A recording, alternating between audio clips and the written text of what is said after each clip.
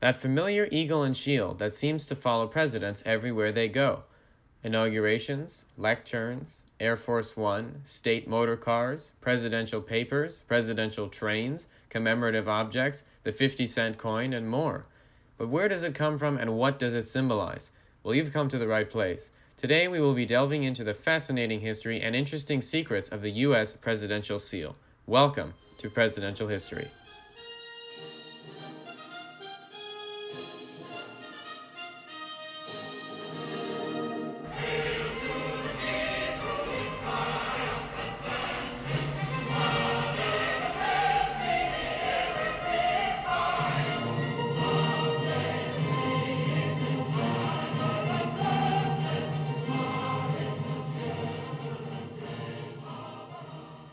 The early history of the presidential seal is a little foggy, as we don't know exactly when a formal seal was first created to be used by the president.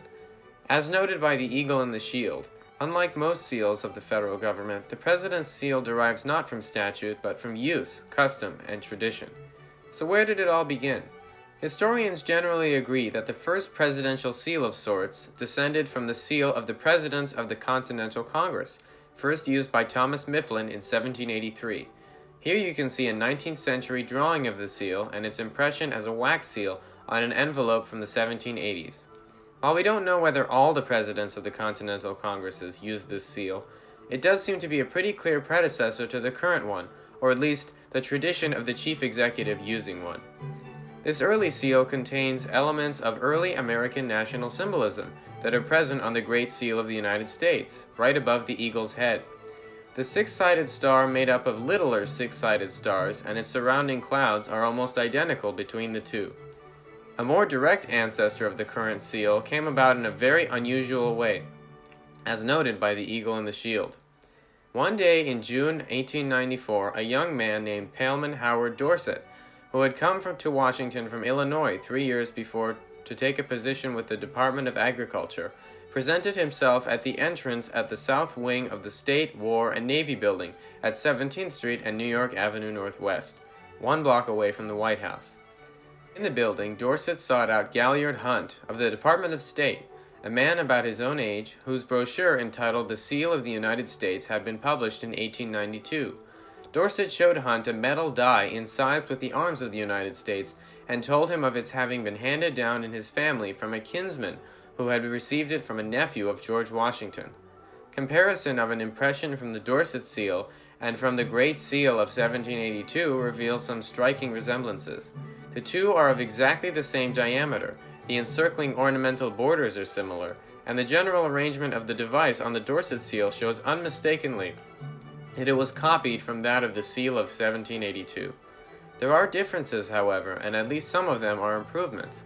The engraving of the Dorset seal is more spirited and vigorous. The eagle is sturdier and a livelier bird. Its wings are more widely extended, more like those of the eagle on the present Great Seal. Its neck and legs are more fully developed. Its feathering is more detailed, and the tail shows 9 instead of 7 feathers, anticipating the 9 of the present seal.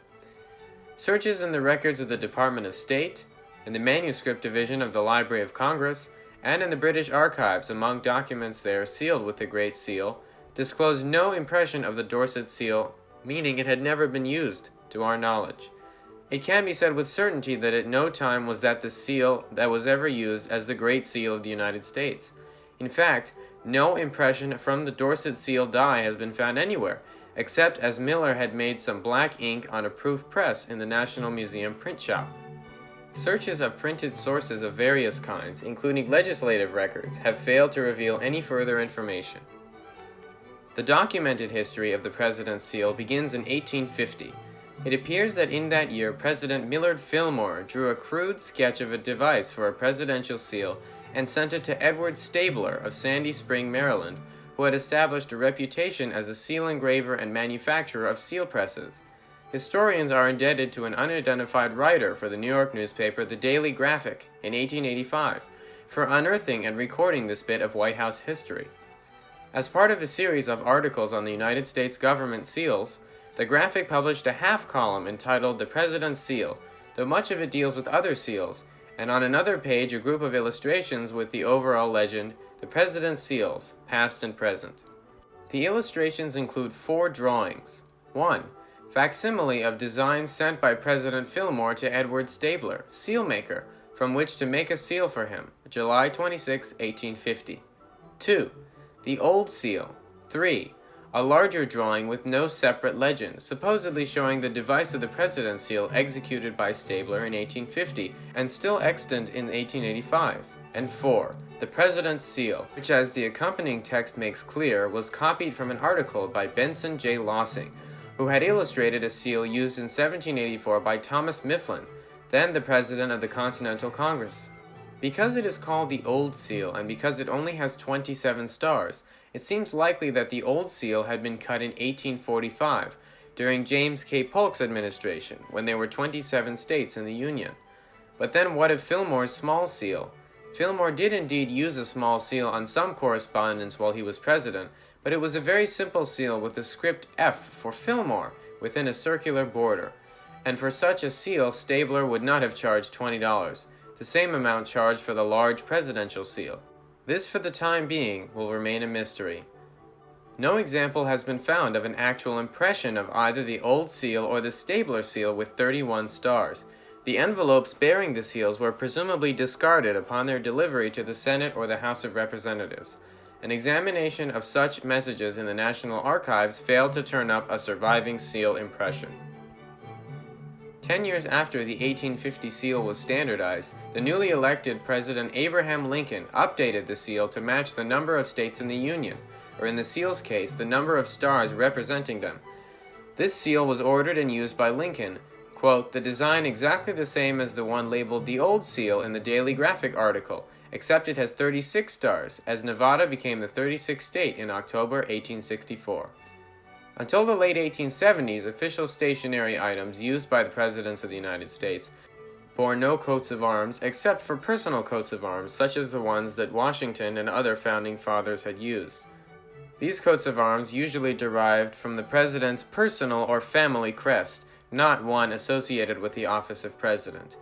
As can be seen here, President Washington was famous for carrying the 2 seals of his family, one with his family crest, around with him, and even during war. It can be seen hanging off his waistcoat as a fob, most likely for a pocket watch. But let's get back to the 1870s. Invitations from Presidents Washington, Jefferson, Monroe, John Quincy Adams, Jackson, Polk, Fillmore, Pierce, and Lincoln were engraved, printed, or written on plain paper. Some of President Grant's invitations were likewise undecorated, but others, including the invitation to a dinner on March 3, 1877, in honor of President-elect Rutherford B. Hayes, were embossed or decorated simply with the initial G, for Grant. Very shortly after President Hayes took office, the first known White House invitation bearing a presidential coat of arms was issued. As Hayes was inaugurated on March 4, 1877, and as the invitation for a dinner was given in the honor of Grand Duke Alexis Alexandrovich of Russia on the following April 19, the new president or his aides must have acted very promptly indeed in having the coat of arms designed and ordered in an embossing die. An identical coat of arms is at the top of the White House dinner menu for the same occasion. It is not known who designed and executed the embossing dies for the Hayes White House, but the designer, who departed radically from the rendering of the Fillmore seal, exercised a lasting influence on the device of the presidential seal and coat of arms. Very interestingly, most sources on this topic do not note that this seal, designed by Hayes, harkens back to similar seals used by President Washington on Indian peace medals almost 100 years beforehand.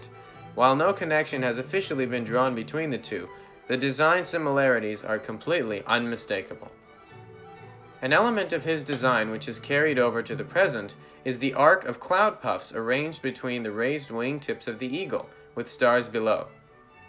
Very much the same coat of arms remained in use at the White House from 1877 through the early years of Woodrow Wilson's first administration, although dies of different sizes were prepared, including a much larger die for place cards used while Grover Cleveland was president, and minor variations of the design may be noted. On some later examples, for instance, the eagle only had 5 tail feathers, and on one example in 1916 it had 9. Although the coat of arms was usually embossed in gold, it was rendered in white, that is, without color, on the invitations to a White House wedding in 1906, and in silver when the Tafts celebrated their silver wedding anniversary. In the course of some restoration work at the White House in 1903, during President Theodore Roosevelt's administration, the device of the President's seal, in the form approximating that was described above, was inlaid in bronze in the floor of the north entranceway, otherwise known as the entrance hall of the White House. The inlay was made from a model prepared by the sculptor Philip Martini. In the process of remodeling the White House in 1948, the inlay was removed from the floor and placed above the door of the diplomatic reception room on the ground floor. While Martini followed the general design of the Hayes coat of arms, he took full artistic license in rendering the details in the bronze. The wings of his eagle, while displayed with wingtips pointing up, were shaped differently from those of any other known rendering of the presidential seal device. The eagle's legs, with shaggy feathering reached to the talons, were quite straight and arranged almost vertically on the device, quite unlike the bent legs of the Hayes design or the horizontal arrangement introduced to the Great Seal of 1885. On the top of the shield was a straight horizontal line. The motto was rendered in capital letters as E Pluribus Unum, with dots separating the words. 10 stars appeared in an arc above the scroll, and 3 more in a line beneath this arc. As on the Hayes coat of arms, the eagle faced its own left towards the arrows in its talon, symbolizing war over peace. But this would be changed later, as we will see. On March 1918, an order was placed for a new State Service of Presidential China, and the approved design included the revised coat of arms. The new design for the presidential coat of arms, as used on White House invitations, showed a number of changes from the Hayes coat of arms which had been followed with few modifications for about half a century. This revised coat of arms was used not only by President Wilson, but also by Presidents Warren G. Harding, Calvin Coolidge, Herbert Hoover, and Franklin D. Roosevelt, and this was the design in use when Harry S. Truman became president in 1945. The President's seal, as used from the late 19th century, and his flag and coat of arms, as used from 1916, were changed by Executive Order No. 9646, entitled Coat of Arms, Seal, and Flag of the President of the United States, which President Truman signed on October 25, 1945. The most striking alteration, which received a lot of publicity at the time, was turning the eagle's head to face towards its right rather than its left. This was because in its right talon was an olive branch, and in its left talon were 13 arrows. President Truman did this because he thought it was more appropriate for the eagle's head to face the olive branch rather than the arrows, symbolizing the presidency's preferred peace over war. What's funny about this fact is that the Resolute desk, the very desk that the president works on, still has the eagle's head facing the arrows. And that is because it was a gift of Queen Victoria long before the seal was changed. So the old seal is quite present in the Oval Office and the president's life. Another old design of the seal is present in the president's life on the ceiling of the Oval Office. The Martini plaque that we talked about before that was in the floor was also added in plaster on the ceiling of the Oval Office. However, we do know that the plaster work was changed so that the eagle's head could face the right way as designated by President Truman. Will the Resolute desk be changed? We don't think so. Soon after Alaska became the 49th state in 1959, President Eisenhower signed an executive order entitled Coat of Arms, Seal, and Flag of the President of the United States. Similar to Executive Order 9646 of 1945, which it superseded, it had the effect simply of adding a 49th star to the President's coat of arms, seal, and flag, as of July 4, 1959. Following the admission of Hawaii as the 50th and last state on August 21, 1959, President Eisenhower signed another executive order, which again changed the number of stars from 49 to 50. And since 1960, since that order, the President's seal has remained the same. 1 eagle, 13 arrows, 1 olive branch, 1 flying ribbon, 1 shield, 13 stars and rays, and altogether one fantastic piece of history. We very much hope that you enjoyed this video about the presidential seal and its history. Please let us know what you thought in the comments, like and subscribe, and once again, be sure to subscribe to the channel.